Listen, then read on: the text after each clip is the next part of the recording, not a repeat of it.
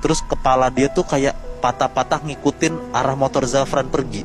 Anjir. Dan walaupun jaraknya lumayan jauh, tapi suara tangisan si cewek itu beneran kedengeran sampai nyaring di kuping Zafran. Gila. Sebenarnya itu doang. Soalnya abis itu Zafran tuh langsung fokus nyetir ke depan sambil kayak nyoba ngelupain apa yang dia lihat barusan. Tapi perasaan kayak diawasin itu beneran gak hilang-hilang, Nat. Malah makin kerasa katanya. Beberapa kali dari spion tuh kelihatan kayak ada orang gerak di pinggir jalan, geraknya cepet banget. Jarak sama motornya Zafran tuh beneran selalu sama katanya. Mau dia ngebut, mau dia pelan, dia tuh ngerasa kayak diikutin sama orang aja. Sesekali Zafran ngeberanin diri buat noleh. Tiba-tiba cewek itu sekarang udah berdiri lebih dekat lagi sama Zafran. Oh. Masih dengan pakaian yang sama, pakaian gaun merah itu. Dan sekarang sosok cewek itu kelihatan mukanya dikit.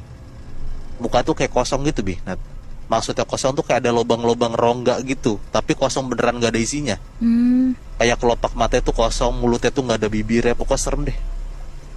Zafran panik, mana gak ada motor sama sekali yang lewat, gak ada mobil lewat, gak ada rumah warga sama sekali. Adalah satu-satunya cara dia tancap gas aja tuh. Tapi di setiap beberapa detik sekali, dia tuh selalu ngerasa sosok tadi tuh masih ada di belakang dia. Kalau dia lihat di spion ke belakang, sekarang tuh udah gak ada apa-apa. Tapi kalau dia nengok ke belakang baru kelihatan sosoknya.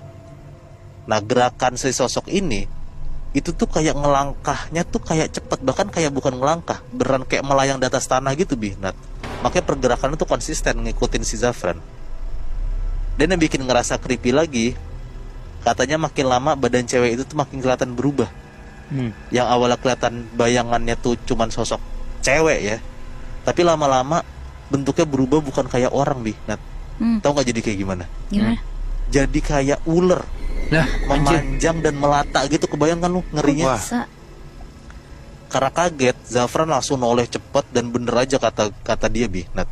Badan cewek itu beneran kelipet aneh, rambutnya makin panjang. Anjir. Dan badannya tuh kelihatan kayak lagi nyeret di jalan, beneran kayak mirip ular gede ngikutin dia dari belakang. Gila. Fix ini tuh yang awalnya mungkin sosok kuntilanak merah, pelan-pelan kayak nyampur sama entitas lain dari sumber yang tadi, dan tiba-tiba berubah jadi macam siluman ular. Dari situ Zafran udah gak berani lagi nengok ke belakang. Di sepanjang jalan perjalanan dia tuh terus baca doa aja.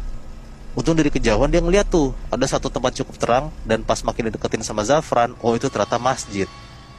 Dan pas dicek sama Zafran pakai jam tangannya, dia lihat ternyata udah mau subuh, Nat.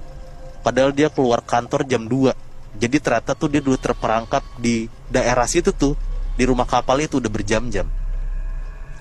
Akhirnya dia nyamperin si masjid itu karena udah mau subuhan juga, dan dia lihat udah ada beberapa jemaah juga.